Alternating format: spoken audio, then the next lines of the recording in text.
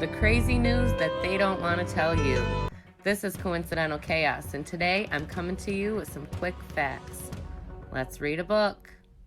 We return this week with our talk about unsettling truths. Let's take a look at how the power of metaphors and imagination have created a narrative that has shaped our social reality.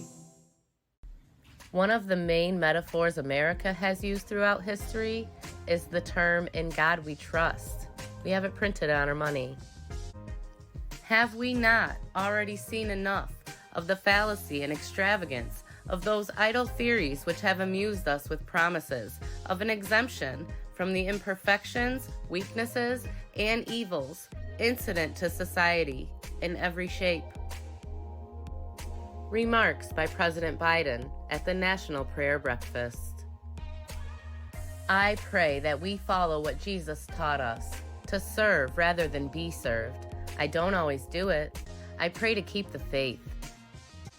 I've been saying this for over 30 years.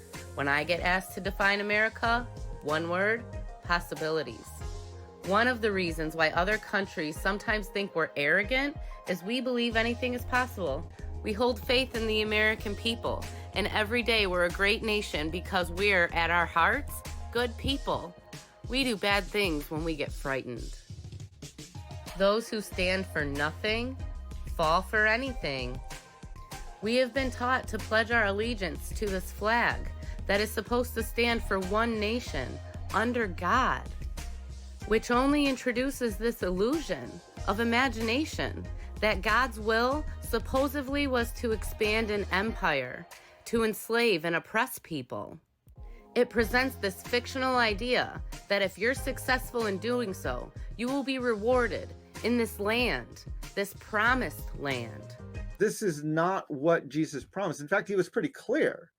We can just look, this is just one example of Luke 21, verses 12 through 18, where Jesus told his disciples, but before all of this, they will seize you and persecute you. They will hand you over to synagogues and put you in prison. You will be brought before kings and governors, all on account of my name. You will be betrayed even by parents, brothers and sisters, relatives and friends. They'll put some of you to death. Everyone will hate you because of me. This is what Jesus said to his disciples. So if you became a Christian thinking God was going to protect you from persecution, you're in the wrong religion. Now, President Biden has so much faith in the American people that as part of a climate and health care bill that was recently passed, entitled the Inflation Reduction Act, he decided to give $80 billion to the IRS to come after you for more of your tax money. Now, this government gang has conspired against civilians for hundreds of years, gaining 65% of their revenue by colluding with special interest groups and creating over 200 committees dedicated to securing complete control over the population, ensuring that we are properly educated and socially conditioned to accept a capitalist mindset. It has nothing to do with arrogance of possibility. It has always been about allurement of propaganda as a means to achieving their political agendas. They think they are superior, and so we must be subservient. So the narrative has been alive and well and healthy throughout. It's lasted through all of these versions of the system that has gone on. And it's continuing today. Have we not already seen enough of the falsities and exaggerations of those mainstream narratives which have entertained us with propaganda of exceptionalism, from the institutionalization, greed, and wealth, and exercised delusion to society in every form? When I give my lectures on the doctrine of discovery, one of the most powerful graphics that I show is this one right here. And I tell them, I say, the challenge is we don't teach a history in our country, we teach a mythology. And these are our mythologies that we perpetuate. We need to counter that myth. We need to look at how the myth is different. The myth says discovery, the history says dehumanization. The myth says equality, the history says for a select few.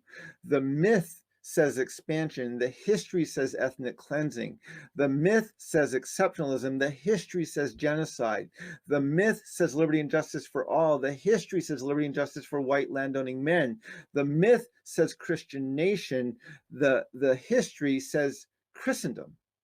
These are the narratives that we have to learn how to deconstruct. Because the owners of this country know the truth. It's called the American dream because you have to be asleep to believe it. Are you ready to open your eyes? Like and share this video for your chance to win a copy of Unsettling Truths, autographed by Mark Charles. Be sure to hit that follow button. All winners will be contacted via message.